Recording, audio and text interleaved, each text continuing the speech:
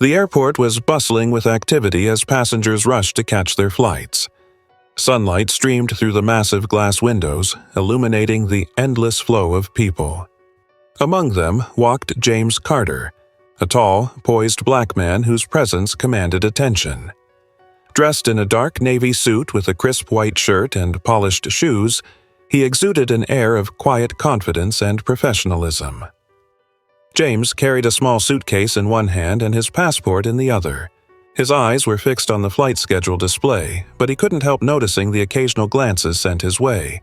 These weren't fleeting looks, they lingered slightly longer than necessary, as though his presence disrupted the usual flow of the airport crowd. Reaching the boarding gate, James handed over his ticket to the flight attendants. There were two of them. Michael, a tall, fair-skinned man in his 30s with perfectly groomed hair and a sharp gaze, and Emma, a young, fair-haired woman with a softer demeanor. Michael took James's ticket, his lips tightening slightly as he read the name. "Excuse me, sir," Michael said in a polite but frosty tone, stepping forward to block the way. "It seems there's an issue with your documents. We'll need to verify them." James raised an eyebrow, clearly not expecting this. "All my documents are in order," he replied calmly. "This must be a mistake." Emma, standing nearby, cast a quick glance at Michael but stayed silent. Her face betrayed a hint of uncertainty. Michael, however, looked resolute, as if the situation had become a matter of principle. "Sir, we need to confirm some details," Michael said, gesturing toward the information desk. "It's standard procedure." James frowned slightly but remained composed. He retrieved his ID and ticket, handing them to Michael with a slight nod. "Here are my documents. Feel free to check again." Michael took the papers, but instead of a quick verification, he meticulously scrutinized them, as though searching for the slightest discrepancy. James waited patiently, his expression calm but tinged with subtle weariness, an indication that situations like this weren't unfamiliar to him. Emma, who had been silently observing, finally decided to intervene. Her voice was low and controlled, so the surrounding passengers wouldn't overhear. "Michael, are you sure this is necessary? His ticket looks fine." "It's protocol," Michael replied curtly without looking at her, continuing his inspection. By now, a small group of passengers had started to gather nearby. Some shot curious glances at James, while others looked at the flight attendants with mild disapproval. A few exchanged whispered comments, clearly intrigued by the holdup. Finally, Michael handed the documents back to James. Yet, instead of allowing him to proceed, Michael stepped back, positioning himself between James and the boarding gate. "Sir, please step aside. We need more time to verify your information." James met Michael's gaze, his own steady and unwavering. He didn't raise his voice or show any visible frustration, but his silence conveyed an unspoken strength. After a brief pause, he nodded and moved to the side, allowing the other passengers to continue boarding. Emma turned to Michael again, her voice now tinged with frustration. "Are you sure this was necessary? Everyone's watching us." "It's better to be cautious," Michael replied tersely, though his face betrayed a flicker of doubt. Standing to the side, James kept his posture upright and his hands in his pockets. His presence remained commanding, even as he stayed out of the way. A faint smile appeared on his lips, directed at no one in particular, a quiet acknowledgement of the absurdity of the situation and a silent signal that this was far from over. Off to the side of the boarding gate, James Carter stood calmly, waiting for the flight attendants to resolve the supposed issue with his documents. The airport buzzed around him. Passengers hurried to their gates, announcements echoed through the air, and staff moved briskly through the terminals. Yet, amidst the noise, the tension surrounding James and the gate crew was palpable. At the boarding counter, Michael, the tall, fair-skinned flight attendant, continued to pore over James's ticket and ID. His actions were overly deliberate, his scrutiny prolonged as if he were searching for any minute reason to justify the delay. Standing beside him, Emma, his fair-haired colleague, was beginning to show signs of discomfort. Her expression revealed a mix of unease and skepticism about Michael's approach. "Are you still checking this?" Emma asked quietly, stepping closer to Michael. Her voice was low, but the tension in her tone was evident. "Yes," Michael replied curtly, not looking up. "Better safe than sorry." "But his documents look fine. You can see that yourself," Emma countered, her eyes darting toward James, who stood patiently a few steps away, his demeanor composed. Michael didn't respond. His stiff posture and furrowed brow suggested he was doubling down on his decision, refusing to backtrack even as doubt began to creep into his expression. Picking up the phone at the counter, he dialed a number, presumably to the operations team, further delaying the process. Meanwhile, a few feet away, James stood near a small seating area. Seated next to him was an older black man named Walter, dressed in a neatly pressed gray suit and leaning on a sturdy cane. Walter had been silently observing the events unfold, his weathered face etched with a growing sense of dissatisfaction. Finally, Walter leaned slightly toward James and spoke in a low voice. "Son, what's going on here? Did you do something to upset them?" James turned to Walter, his calm demeanor unshaken. He nodded politely before replying. "No, sir. Everything is fine," James said evenly. "Someone just decided to be extra cautious." Walter raised an eyebrow, his tone turning sharper. "Doesn't look fine to me," he muttered. Then, raising his voice slightly, he directed his next words at the counter. "Hey, what's the holdup over there? Why can't this man board? He seems more composed than the two of you."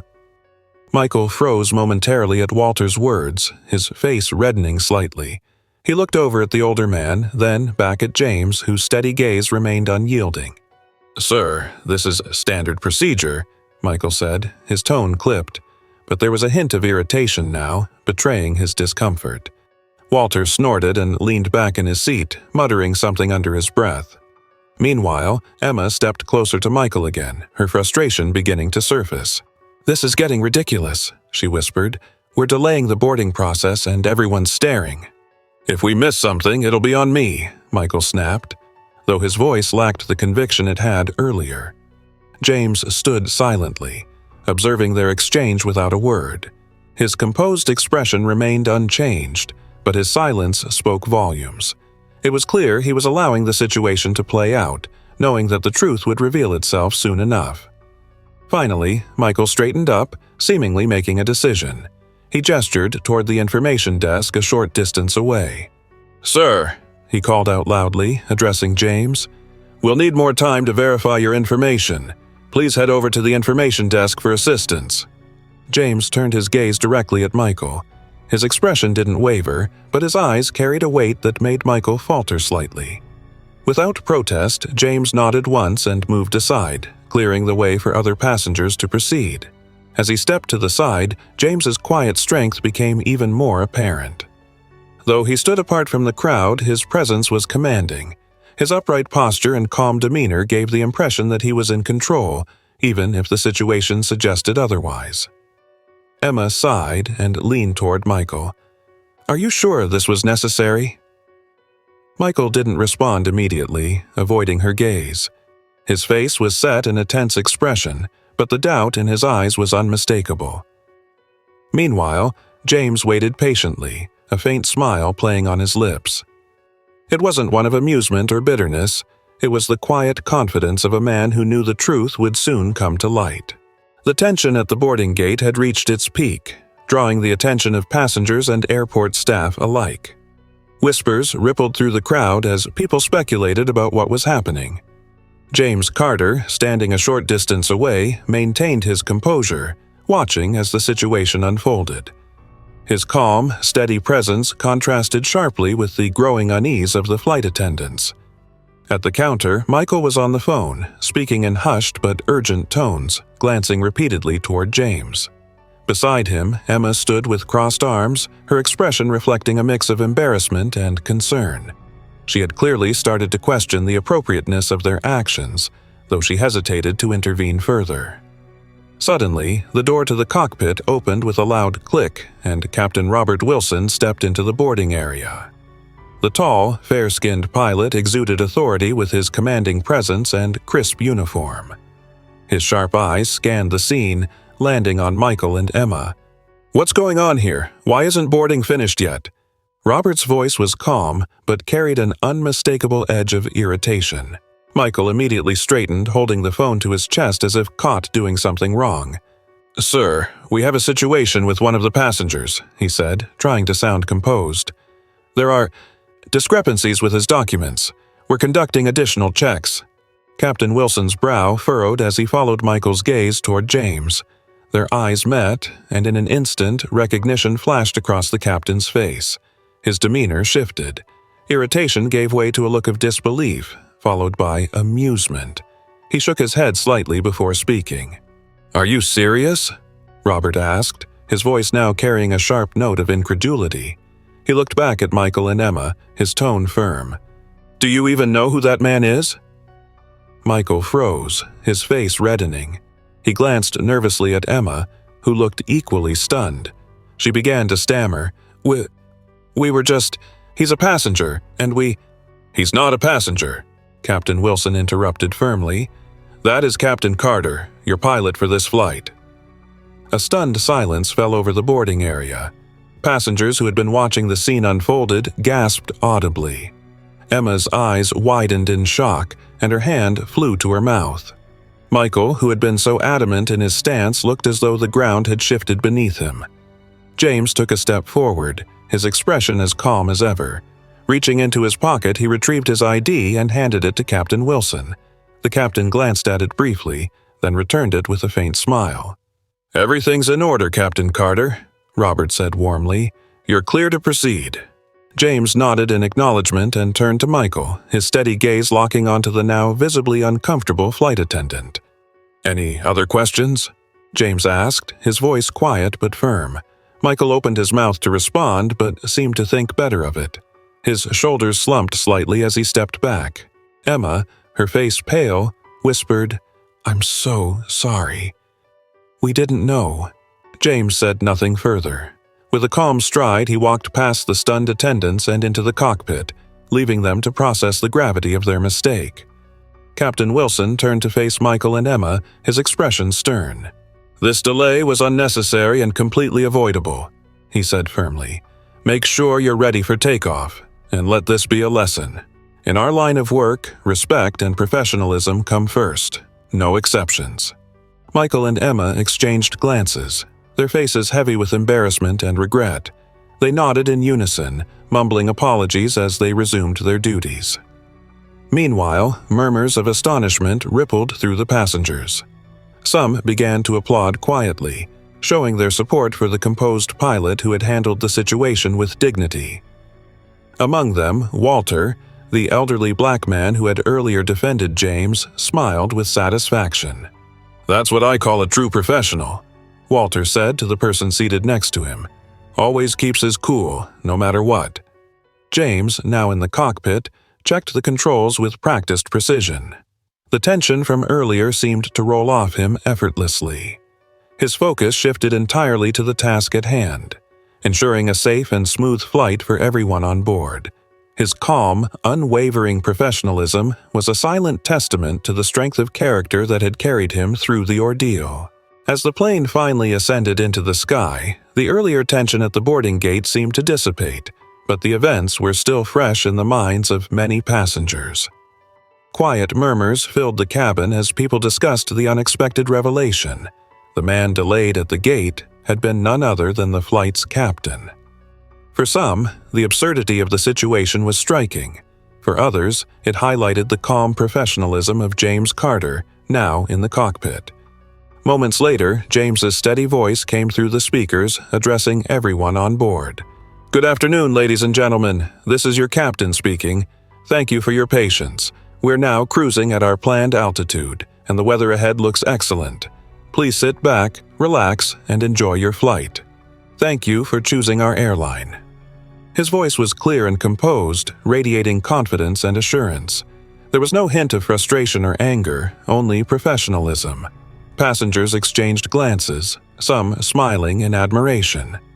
A few even began to applaud softly, recognizing the dignity with which James had handled himself. In his seat, Walter, the elderly black passenger who had earlier defended James, leaned toward his seatmate. His face lit up with pride as he spoke. "That's what a real professional looks like. keeps his cool no matter what, and does his job flawlessly." His words earned a few approving nods from nearby passengers. Meanwhile, in the cabin, Michael and Emma, the flight attendants who had caused the earlier delay, stood by their stations, their expressions somber. Michael, usually confident, now looked weighed down by regret. Emma avoided eye contact with passengers, her face pale and her posture tense. As the flight reached its destination and passengers began disembarking, many slowed their steps near the cockpit, taking the opportunity to thank the captain personally. James stood at the door, his demeanor as composed and welcoming as ever. His uniform, neat and precise, added to the commanding presence that had silenced all doubts. Walter lingered as he approached James. Extending his hand, the older man smiled warmly. "Thank you for an excellent flight, Captain Carter," he said. "You're an example to us all, strong and dignified." James returned the smile, shaking Walter's hand firmly. "Thank you, sir. I'm glad you enjoyed the flight." As the last of the passengers departed, Michael and Emma approached James hesitantly. Their movements were slow, as though they were gathering the courage to speak. Michael was the first to step forward, his gaze dropping to the floor. "Sir, Captain Carter, I want to apologize," he began, his voice faltering. "We didn't realize who you were, and it was a mistake, a terrible mistake." Emma nodded quickly, her voice shaking as she added, "We're so sorry. It won't happen again." James regarded them with the same calm demeanor he had maintained throughout the ordeal. His expression softened slightly, though his voice carried a firm note of finality. "Mistakes happen," he said evenly. "The important thing is that you learn from them. Never judge someone by appearances. Respect should always come first, no matter what." Michael and Emma nodded vigorously, their faces flushed with embarrassment. James didn't wait for further apologies. With a slight nod, he turned and walked away, leaving them to reflect on their actions. As he stepped out of the airport, the fresh breeze met him, sweeping away the lingering tension of the day. He didn't look back. Despite the earlier conflict, James knew he had emerged with his dignity intact, proving once again that professionalism and composure could triumph over prejudice and misunderstanding.